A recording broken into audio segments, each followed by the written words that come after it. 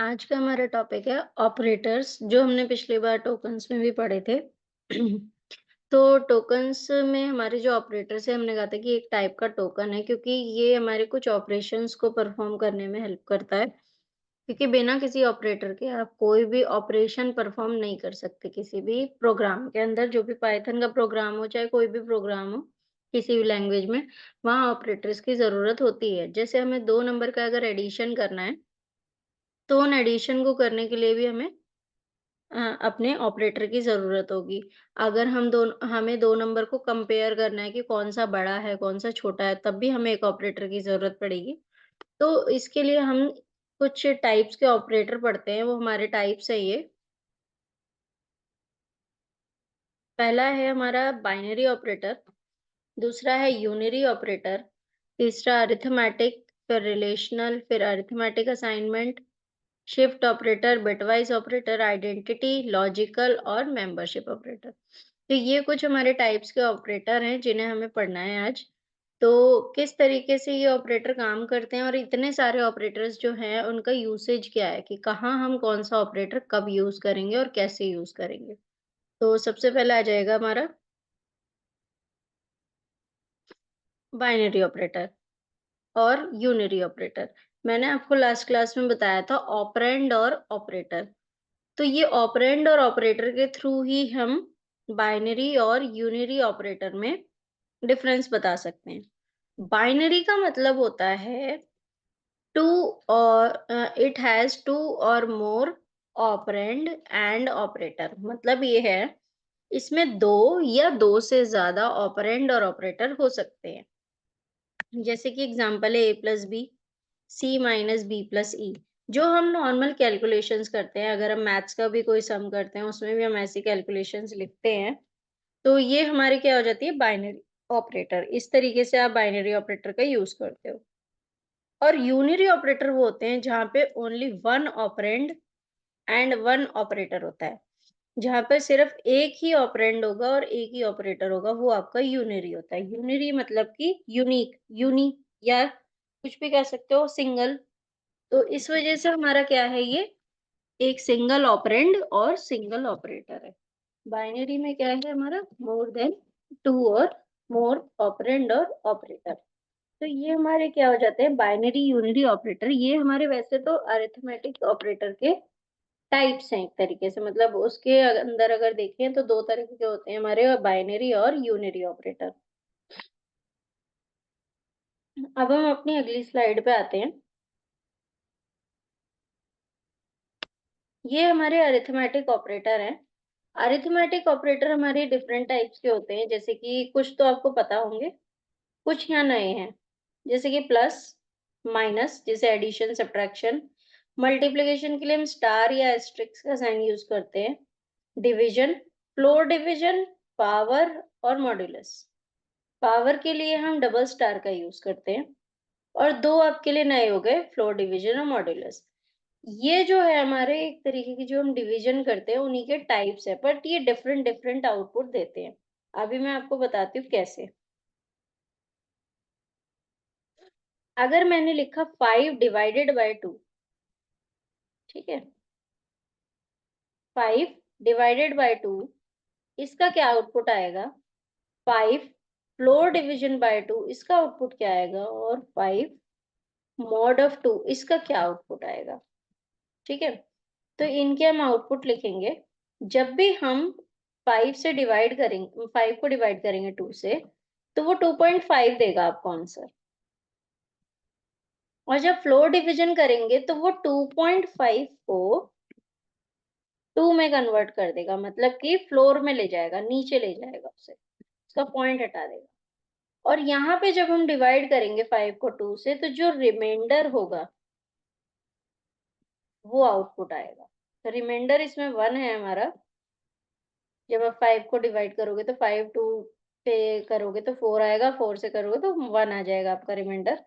तो जो main output आपके आए हैं, वो आए हैं, जब नॉर्मल डिवाइड किया तो 2.5, फ्लोर डिवीज़न किया तो 2 और अगर आपने मॉडुलस किया तो 1। तो ये 3 तरीके के डिवीज़न होते हैं हमारे इसके अंदर। पाइथन में ये मॉड्यूलस वगैरह उसमें नहीं होता, किसी और प्रोग्रामिंग लैंग्वेज में। आपका इसी में यूज़ होता है पाइथन में कि मॉड्यूलस हम क्यों यूज़ करते हैं। अब ये मॉड्यूलस का कहाँ यूज़ कर सकते हो, एक एग्ज़ाम्पल दे देती हूँ। आपको अगर इवन ऑड का प्रोग्राम बनाना है, इवन ऑड में मतलब कि एक नंबर दे दिया और उसको फाइंड करना है कि ये इवन है या ऑड है, तो ये चीज़ वहाँ यूज़ हो सकती है। क्यों? क्योंकि हमें पता है कि अगर हम किसी भी नंबर को डिवाइड करेंगे 2 से और उसका रिमाइंडर जो होता है वो 0 आ जाए, तो वो नंबर इवन होता है, ठीक है? तो यहाँ हम डिवाइड ना लगा के, क्योंकि अगर नंबर पॉइंट में भी आ सकता है, वैसे आपका डिवाइड से भी चल जाएगा, पर हम यहाँ क्या करेंगे, मॉड लगा देंगे। तो अगर हम नंबर को मॉड करेंगे 2 से और रिमाइंडर उसका अगर 0 आ जाता है, तो वो इवन नंबर। तो ये आपका एग्जाम्पल था इसका। ये सारे आपके अरिथमेटिक ऑपरेटर्स थे। अब हम अपनी नेक्स्ट स्लाइड पे चलते हैं, जो है आपके रिलेशनल ऑपरेटर। ये है आपके रिलेशनल ऑपरेटर। रिलेशनल ऑपरेटर क्या करता है?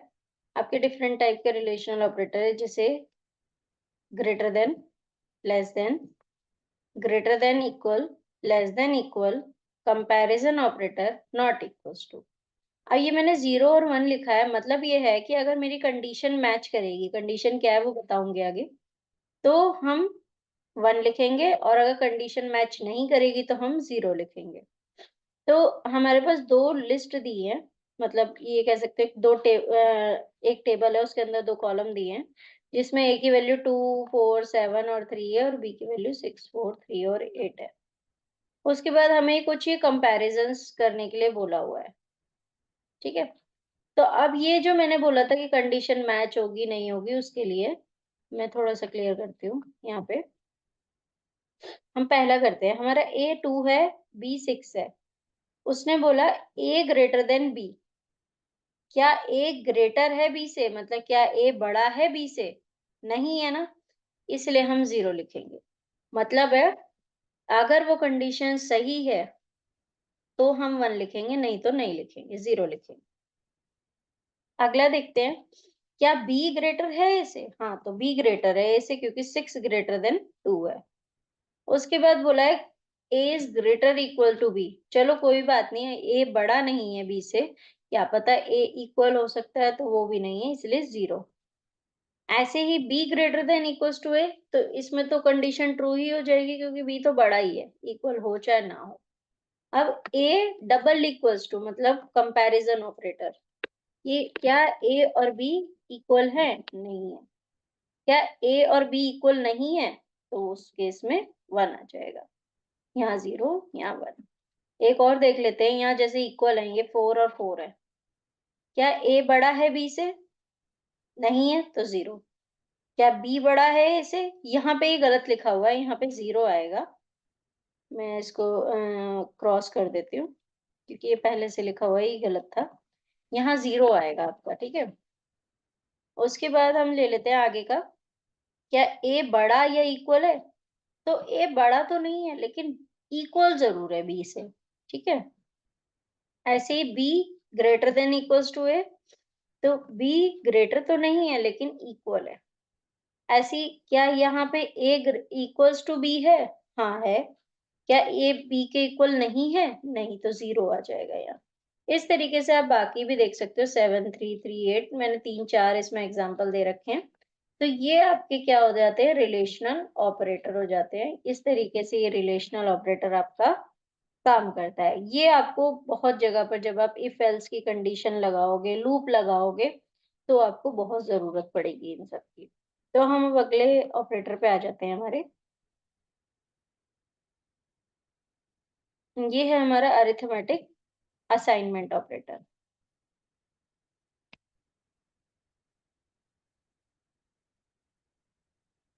ठीक है?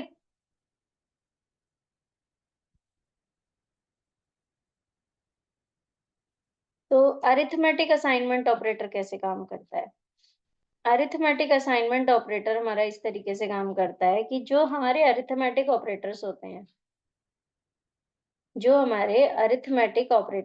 हैं, उन्हीं के साथ असाइनमेंट ऑपरेटर यूज़ किया जाता है। असाइनमेंट ऑपरेटर क्या होता है?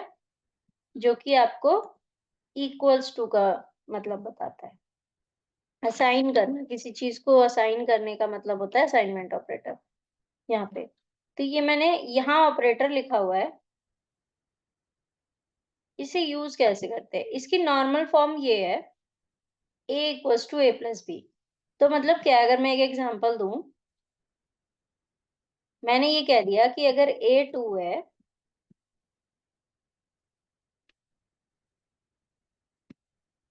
और b 3 है, और मैंने कहा a equals to a plus B, तो ये क्या करेगा, a equals to a plus B करेगा, और a की नई वैल्यू क्या हो जाएगी, 5। ठीक है, तो ये इस तरीके से काम करेगा। तो ये तो इसकी नॉर्मल फॉर्म है, मतलब आप इस तरीके से लिख सकते हो इसको।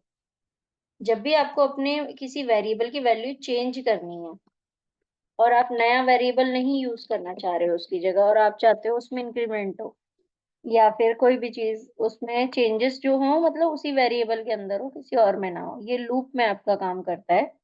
जब भी आप लूप सीखेंगे, फॉर और व्हाइल लूप, तो उसके अंदर काम करेगा आपका। तो इसमें आपका ये नॉर्मल फॉर्म है। अब इसको अगर शॉर्ट में लिखना चाहते हो, तो जैसे a is equals to a plus B है, तो आप इसको a plus equals to B लिख सकते हो। दोनों का मतलब सेम है। तो इसमें सारे जितने भी असाइनमेंट ऑपरेटर, वो अरिथमेटिक ऑपरेटर होते हैं, जैसे plus, minus, multiply, divide, power, floor division और मॉडुलस, तो ये सारे इसमें यूज करे जाते हैं। तो ये आपके क्या हो गए, अरिथमेटिक असाइनमेंट ऑपरेटर। एक बार आप फिर से देख लो, ये एग्जांपल मैंने लिखा हुआ है, a equals to 2, b equals to 3। तो इसने क्या किया, लास्ट में जाके a की वैल्यू को चेंज कर दिया। तो ये हमारे क्या थे, अरिथमेटिक असाइनमेंट ऑपरेटर। हम नेक्स्ट ऑपरेटर पे आते हैं अपने।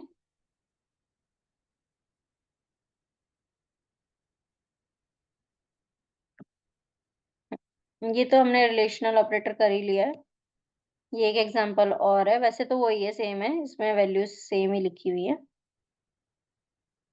अब आ जाते हैं हम इस ऑपरेटर पे।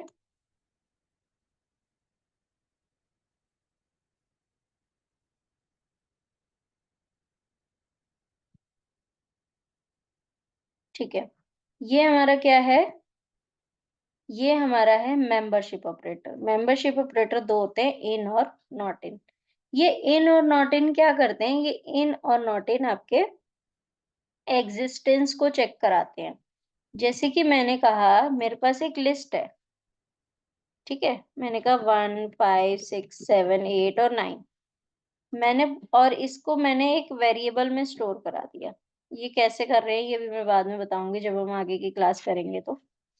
अब मैंने पूछा क्या 5 इन ए है, तो आपका आउटपुट आ जाएगा ट्रू। ये ट्रू फॉल्स में आंसर देते हैं, ठीक है, 5 इन ए। अब मैंने कहा 10 इन ए, तो ये आपको आउटपुट देगा फॉल्स, क्योंकि ये तो इसके अंदर मिला ही नहीं। इन का मतलब क्या होता है, उसके अंदर, है ना, तो उसके अंदर 10 तो है ही नहीं। अब मैंने नॉट इन का यूज किया, 5 नॉट इन ए, जबकि 5 है ए के अंदर, तो नॉट इन के आंसर में ये फॉल्स देगा आपको। ठीक है, नॉट इन के केस में ये फॉल्स देगा आपको। अब मैंने कहा 10 नॉट इन ए, तो 10 तो है ही नहीं, तो ये केस में ये ट्रू देगा। ठीक है, तो ये इस तरीके से इन और नॉट इन यूज होते हैं। ये तो एक पाइथन का प्रोग्राम लिखा हुआ है, जैसे कि मैं इसको भी समझा देती हूँ थोड़ा सा। मैंने लिखी, एक स्ट्रिंग लिखी है जिसमें लिखा है Python is a programming language. मैंने कहा इफ पाइथन इन एसटीआर, अगर पाइथन एसटीआर के अंदर है तो मैं प्रिंट करूंगी फाउंड, और अगर ऐसा नहीं है एल्स, तो मैं कहूंगी नॉट फाउंड। तो पाइथन तो स्ट्रिंग के अंदर है ये लिखा हुआ, तो इसलिए ये आंसर क्या देगा, फाउंड। ठीक है, अब अगला मैंने लिखा, pro if programming not in STR, अगर प्रोग्रामिंग एसटीआर के अंदर नहीं है तो नॉट फाउंड, एल्स फाउंड। तो प्रोग्रामिंग तो आपकी इसके अंदर है, इसलिए आंसर ये फाउंड आपको प्रिंट करेगा। तो इन और नॉट इन का मतलब यही होता है कि आपका जो एग्जिस्टेंस है उसकी, वो चेक करता है। ठीक है, तो ये ट्रू और फॉल्स में आंसर देता है। तो हम इसे क्लियर करते हैं।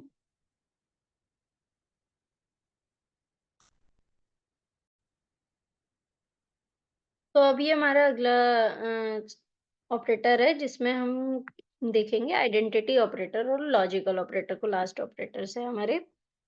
अब हमारे इसमें आइडेंटिटी ऑपरेटर में क्या होता है कि हमारे कुछ 2 तरीके के ऑपरेटर्स हैं, इज़ और इज़ नॉट। जैसे हमने इन और नॉट इन पढ़ा ना, ऐसे ही इज़ और इज़ नॉट होता है हमारा।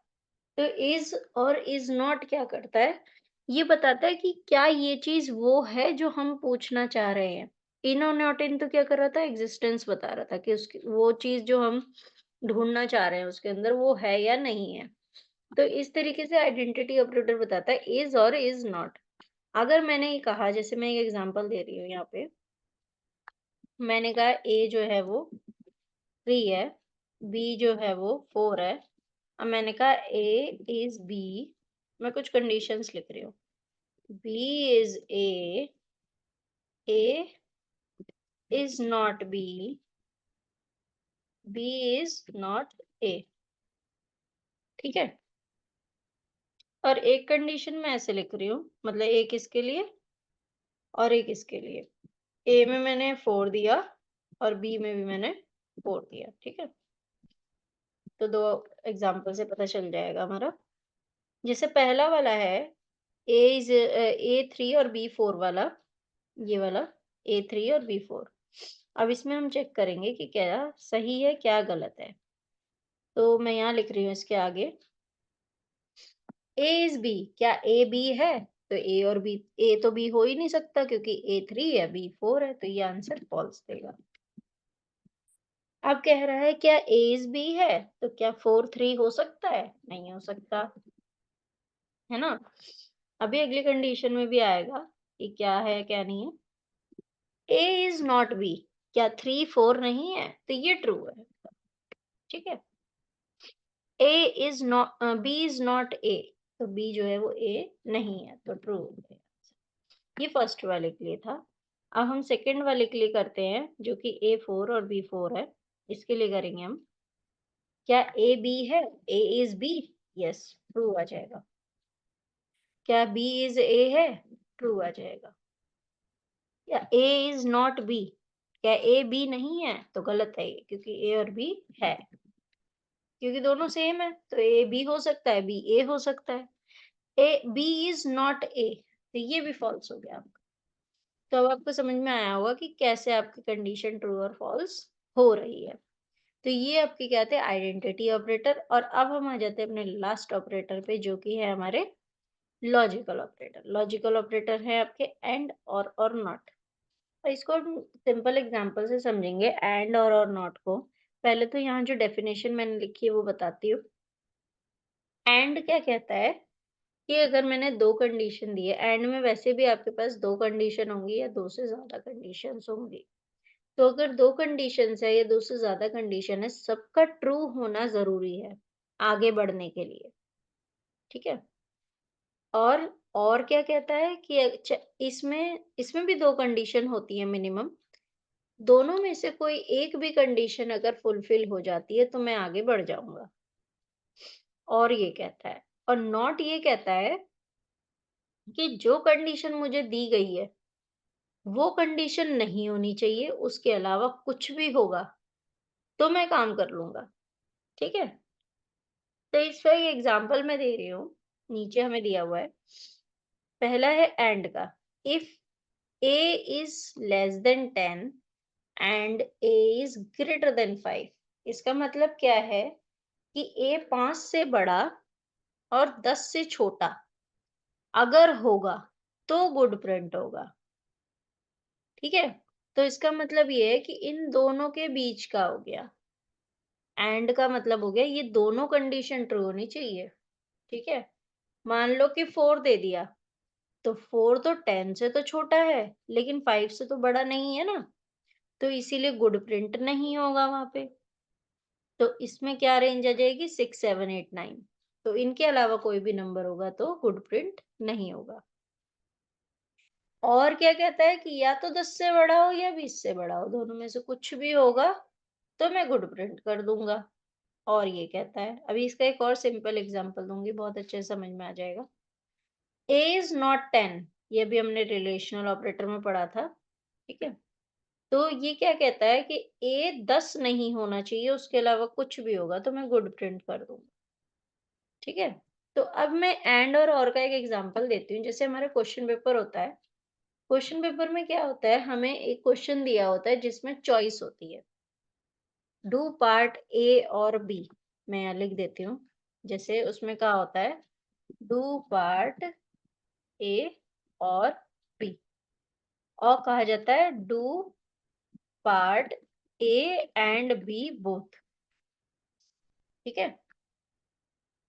तो इसमें क्या होता है कि अगर आपने पार्ट ए करा या पार्ट बी करा, दोनों में से कोई एक पार्ट किया तो आपको नंबर मिलेंगे।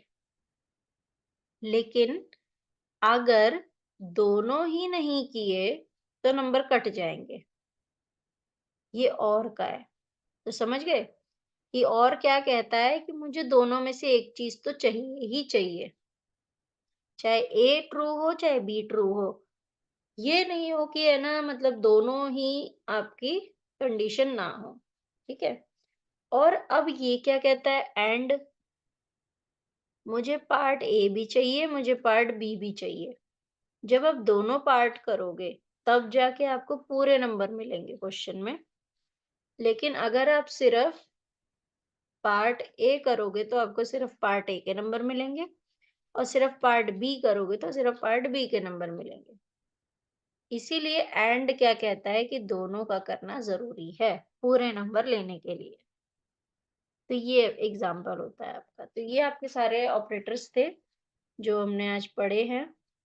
इस तरीके से आप सारे ऑपरेटर्स को यूज कर सकते हो। मैं आगे और चेक कर लेती हूँ, बाकी और तो कुछ है नहीं। ये मैं एक बार स्लाइड सारी चला रही हूँ, आप देख सकते हो।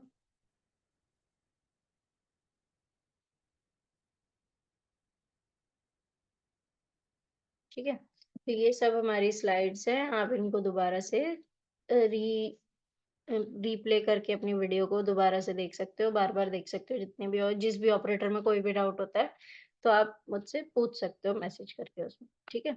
ओके, तो ये सारे ऑपरेटर थे अपने जो कि हाँ पाइथन के अंदर यूज होते हैं।